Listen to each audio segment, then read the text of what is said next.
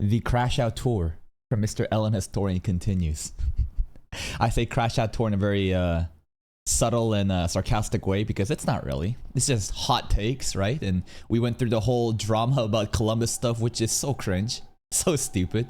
Just two Reddit debate lords that doesn't want to lose an argument. But hey, at least I hope that you guys have some entertainment out of it. But next up is Chibi. And so here's kind of like the background, right? If you guys don't know, there was a situation where Chibi called out a Japanese screenwriter who is adapting Bocchi the Rock and basically censored Bocchi's titties. And I think that's pretty cringe, the whole censorship part. But I also understand that like the titty size is not going to impact my immersion into the story. That's regardless. That's a separate topic. There's another topic about how the parents were grooming their kids, which I don't agree with Chibi about. I think it's just a different way of parenting. Maybe he had a different stance about it and changed his opinion about it. But Ellen Historian is coming in with a different take. And we have 3 videos, which is all the same videos. The first one is a minute long. The second one is a minute 15, which is the same video on TikTok. And the third is on Twitter, which Chibi replied to, which is also a minute 15 seconds. I think that these are all the same videos, but the Twitter one might have more context. So let's watch it. Let's hear his opinion about this. So first, this is a new level of anime gatekeep. Crying emoji. Stop pretending like anime is perfect. Someone pointing out problematic elements within the medium doesn't make them a tourist. Y'all are so weird. Let's hear what the whole situation is. And this is a layered thing because technically he's also responding to this, right? Ellen Historian is responding to a tweet from Chibi. This is a layers of onion, which says, hot take. If you think fan service doesn't belong in anime and manga, you shouldn't be in the community. I think that the community can coexist with people that don't want fan service and people that do want fan service. What I think differs is the people that wants to outright censor and immediately get rid of said fan service or their lack of. That's when I think it gets pretty cringe, but let's listen to the Twitter video first. I find it pretty strange how some people in the anime community push the idea that if you don't defend fan service or the adult framing of minors in anime, then you're automatically an anime tourist. So this is a tricky part, right? And I talked about it at length before too, about how there are definitely weird pedophilic adjacent people who will outright call you a tourist because you think that sexualization of fictional characters that are depictions as minors is weird, right? I think it's pretty weird when they make sexual harassment or assault jokes about lollies. I don't care what the age is. It's a toddler's body with the mentality that is also like a child, and it just comes off weird. I just turn a blind eye to it and say whatever. But there definitely are people that'll immediately call you, tourist. You're not a pedo. You're a tourist. Ha ha ha. That's kind of where it's at. But this is the thing, right? This is the tricky thing where I don't think that this is necessarily what Chibi's really talking about. You know what I mean? It's like, basically, Ellen Historian is right about that people like that exist. But is that what Chibi is calling out? Because Chibi is calling out the unnecessary censorship of Bocchi the Rock here because a Japanese screenwriter felt that, oh, my child, who's a 4-year-old kid, shouldn't see a girl shaking their titties around while playing guitar. And at that point, I would say, lady, you going out of your way to censor a fucking anime because you're afraid of what your child may watch is your fucking problem. You should be censoring this shit for your kid rather than you going and changing the source material. You know, that's something I think is weird. Like, parent your kid however you want, but don't fucking censor this shit, which is for everybody, for the sake of your child. And your child is 4-year-old too. What are you doing? That's kind of what Chibi is saying and saying this is fucking weird behavior. But now we're kind of pivoting it right now, right? We're pivoting it and adding another flavor onto it saying you're a defender of lollies. And people who basically are anti-lolly, they're tourists. And that's kind of like a very unfair representation of what Chibi's trying to say. Then you're automatically an anime tourist. These people are more common than you might think, and it's reached a point. I love how he said these people, though. Some people in the anime community just Chibi's tweet in the background. Some people, these people, just Chibi's tweet. Because, you know, there's some plausible deniability, right? I think Chibi definitely is part of the some people or these people that Ellen Historian is obviously talking about, right? Are more common than you might think, and it's reached a point where some genuinely believe that if you don't want fan service in anime, then you don't belong in the community. That is a pretty extreme take, though. Well, here's the thing again, right? I think that people should leave each other alone. As long as you're not hurting anybody, I think we can all coexist and enjoy stuff. You enjoy lolicon stuff? Go ahead. Jack off to it if you want to in your own free time. I don't really care. As long as you're not hurting anybody. Some people are going to think you're weird. I think it's going to be weird. But like, we can coexist and enjoy this thing. But I just feel like there comes a point when you start trying to completely cancel, deplatform, censor, whatever, different groups because you just don't agree with it. I think that you should just say, that's fucking weird, but you do your thing and go on from there on. You know what I mean? Like, I do agree that people who try to censor this shit is cringe. As in, like, the screenwriter censoring Bocchi's titties. Because at the end of the day, it's not about the titties. And this is a conversation that is always happening. It's the most common talking point. The most common talking point is, it's not about the titties. It's the fact that they're censoring something and this sets a precedent for future examples, right? Again, to me, do I care that the manga and the anime, Bocchi's cup size decreased? Is that going to impact my immersion of the show? Is that even a critical element of this scene?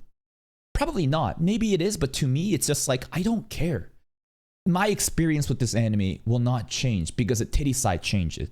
Right? So to me, again, it feels very stupid and funny that like people are getting mad about the censorship of the titties. But then you start to realize that it's not about the titties. It's not about the fan service. It's the fact that there are groups of people that are trying to censor shit. And just because you think that like it's not a big deal, wait until they come for what you enjoy.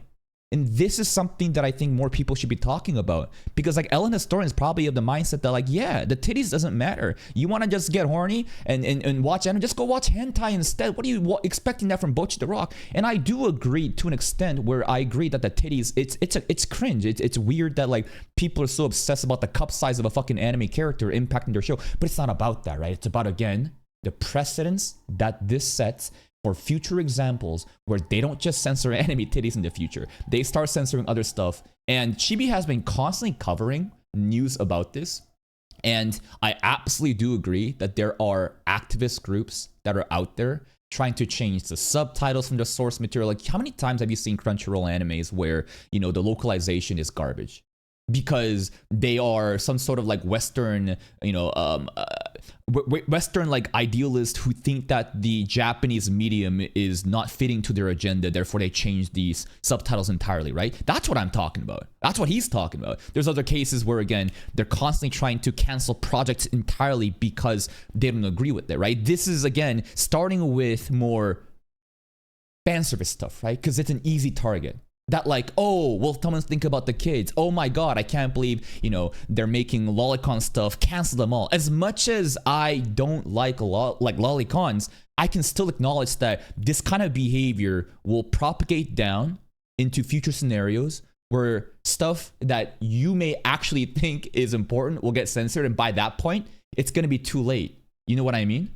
An anime tourist. These people are more common than you might think, and it's reached a point where some genuinely believe that if you don't want fan service in anime, then you don't belong in the community. What is this new level of gatekeeping? Like, I swear nowadays you cannot criticize anything about anime without these people jumping you. They seriously act as if the entire medium is perfect. For example, if I criticize something like Mushoku Tensei or Rudius, who, let's be honest, has some really problematic aspects, these anti-tourists will get mad at me, dismiss everything I say, then label me the tourist. Well, yeah, there's gonna be extreme groups, definitely, for sure. I think there's also a lot of reasonable people in Mushoku Tensei fandom that acknowledge that Rudy is fucking weird. His behavior is weird. But the story is so good, and the story is more than just Rudy, that we just watch and appreciate the story for what it is, right? But then there's also groups of people that will that see Mushoku Tensei and they think that they don't even understand like the message of the author trying to portray. They just see it as, oh my god, we can get away with this degenerate behavior, and anybody that dares criticize, you know, these degenerate behaviors that I also agree with, you're a fucking tourist, right? Because haha, you don't like lollies. Oh my god, you don't like these group like there's a lot of, again, degenerate shit that like the OG like anime fandom has deemed to be their identity and culture, because, you know, it was just a group of people that were social outcasts. You say you like anime, you're probably gonna get bullied at school back in the day, right? And then a bunch of them kind of banded together, and, you know, there's also this whole like appreciating and degeneracy culture in anime fandoms. Absolutely, right? People will just say based or culture whenever you see something that's fucking weird. Absolutely, they agree. I mean, they exist for sure. But what I'm trying to say is, like, there's always gonna be crazy people, radical groups of people in any sort of like community, and I don't think that every Mushoku Tensei fan is a pedophile. No. But there's gonna be absolutely insane people that exist online that like, and here's the thing. This is the tricky shit where Ellen Historian, you see how there's like partial truth here everywhere, right? The fact that, yeah, there are weird lolicons that will call you a tourist.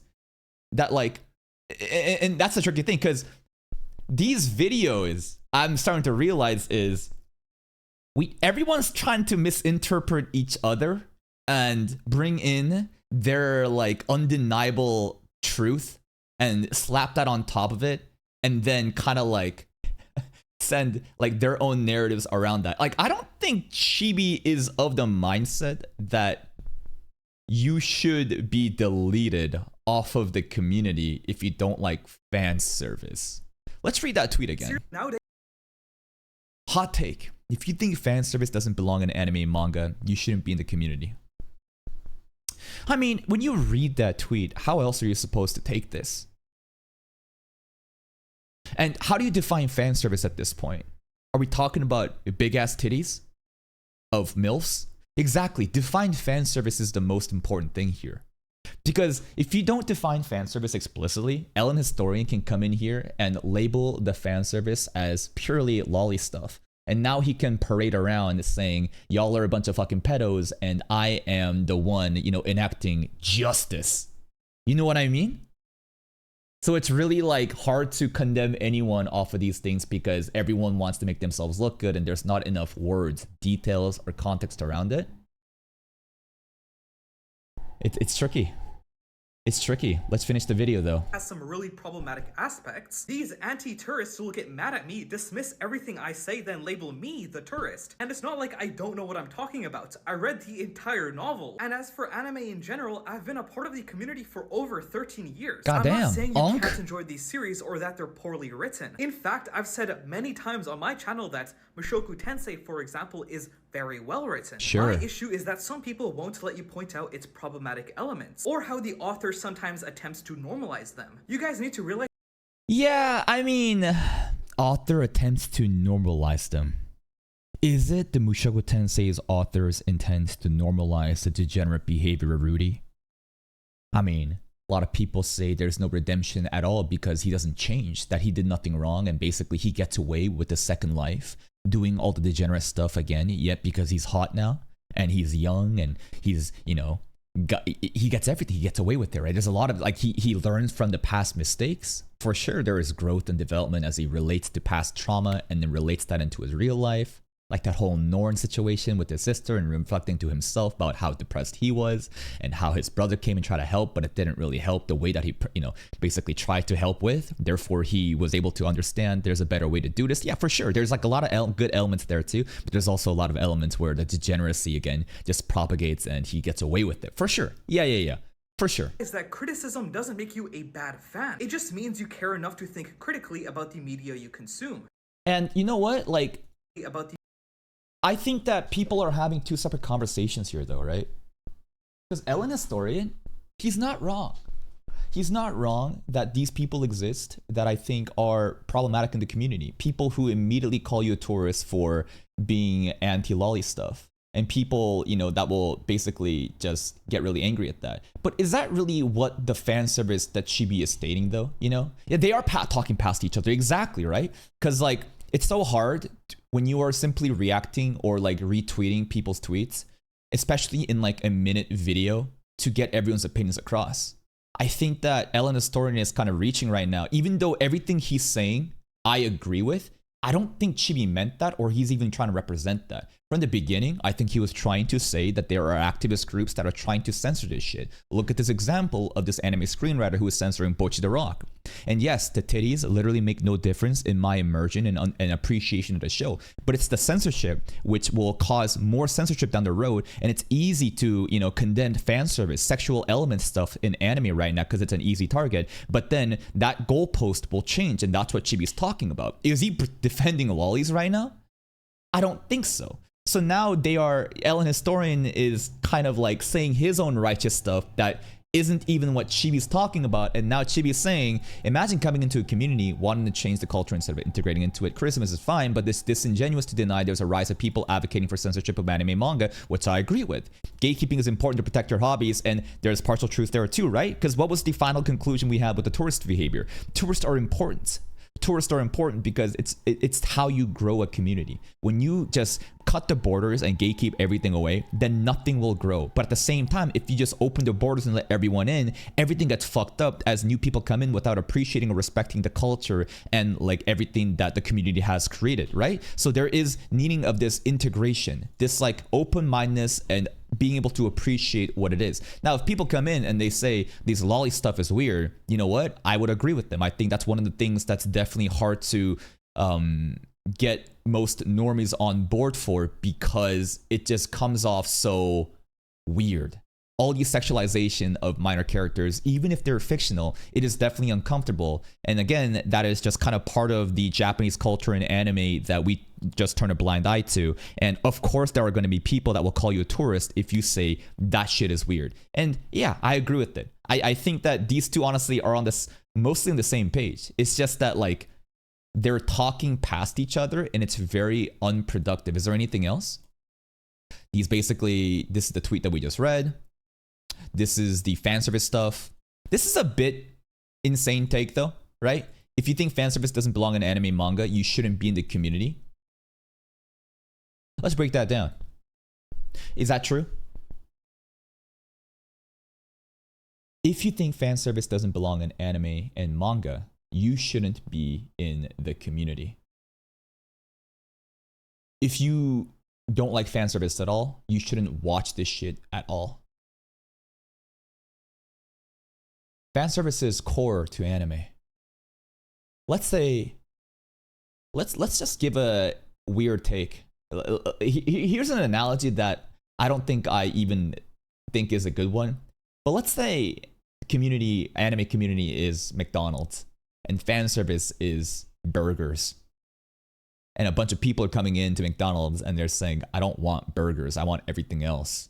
I want some fucking dessert. I want some salads, bro. I want some vegetarian dishes. And now all the people that were, you know, part of the OG culture that enjoys burgers are like, what the fuck? You should get out of here.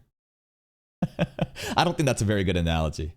What I'm trying to say is this seems like a very extreme tweet because it's just basically saying get rid of every people that don't agree with me about fan service. I think anime is more than just fan service though. Is it not? Right? That McDonald's and burger thing, that's a bit obtuse because like McDonald's kind of offers just burgers, like fast food. You showed a basic, what I'm trying to say is if you come to a place for just fast food, then like, yeah, of course you're going to expect fast food. You shouldn't expect other fucking like Michelin star restaurant stuff. But anime is more nebulous than just fast food. There's plenty of mediums where fan service doesn't really exist. Sex sells. And that's why it exists in many different things, but it is not a dominant like theme throughout. Some shows will be very, very lewd, but I don't think every show is like that. And I think that people can appreciate anime without the fan service. And I think that we can coexist without needing to condemn. I mean, this kind of goes beyond condemnation, and it's more of like, I just want to delete those people out of existence. You know what I mean? So at the end of the day, this is a very extreme tweet. I think that we can simply just coexist and there doesn't need to be deport all these people that I don't agree with. I think we should be able to respect each other's boundaries, right? Yeah, he did say it's a hot take for sure, and that's why I'm saying like this is definitely extreme. But you know, I totally understand where he's coming from. It gets really annoying when everything that you've loved, you know, over these years is slowly getting censored out by a bunch of people who are acting on the whim of these activist groups, censoring shit because they feel they're personally triggered by it. But it's just like, at that point, should you remove yourself? You know? Like, okay, you love, can't you choose to not to watch anime that's not fan servicey? Shouldn't you remove yourself from that if you are tired of that? But it's more like, you know, like some people will watch Dan Dan and they'll be like, man, I love Dan Dan, but the stuff they do with the Momo stuff in the beginning is fucking weird. So should that person then like just be should the onus be up to that person to remove themselves if they don't want it? I mean, at the end of the day, there's not going to be an absolute answer. We're just kind of spitballing ideas here and there. But here is the final take because we're kind of rambling right now. First up, censorship of anything is cringe. I think that there are extreme cases where censorship does matter. There's a reason why, you know, because like, listen, you can't just go and say, we should just allow everything on the internet. If that's the case, then like CP, for example, child corn. Why isn't that allowed online just off of your Google search engine? Because I think we can come to a very common sense logical decision that there are harmful things, very evil things that's fucked up that should be censoring, right? So again, don't take this and be like, all censorship or no censorship. No, let's just use some common sense here, right? But beyond that, after we've acknowledged that, censoring Bocchi studies again, it's so stupid. It's such a silly thing. The cup size doesn't matter. And a lot of people will take this and say, oh my God, like, you know, you are just a bunch of horny gooners and this is the problem with the anime community. No. I think that's a very counterproductive conversation to be having, right? Because at the end of the day, it's not about the titties. It's not about the anime fan service. It's about the fact that they're able to get away with censoring elements. And just because you happen to agree with, just because you hate the stuff, right, that's being censored and you agree with that, that's not a principled take. You are basically picking and choosing the things that you choose to, you know, censor or not censor. And that's not really like how you should operate. You should have like a principled stance, something that's consistent, and agree that, yeah, just because I don't agree with it doesn't mean that like, you know, this should be censored, and that like this censorship will lead to more censorship of other stuff. And later on, something that you hold dear to your heart that other people may think is weird, that shit might get censored for you. And that's what we're trying to prevent. And then beyond that, this whole like thing, like Chibi is absolutely correct about that there is a rise of people advocating for censorship of anime and manga. But I think Ellen Historian and Chibi is kind of like arguing past themselves. I think Chibi had his own take about the Bocchi stuff that I mostly agree with, except the parents gooning, you know, grooming stuff, which I don't think I think he might have changed his stance on. And Ellen Historian is coming into this with a different angle in which he is right mostly about, except the fact that I don't think Chibi's really talking about that in this fan service and censorship stuff. Therefore, these two are now arguing past each other, even though I think they would agree if they got on call. That's pretty much it. Very, very stupid, you know, stuff. But hey, I mean, hey, I'm sure people love drama content like this, so eat it up.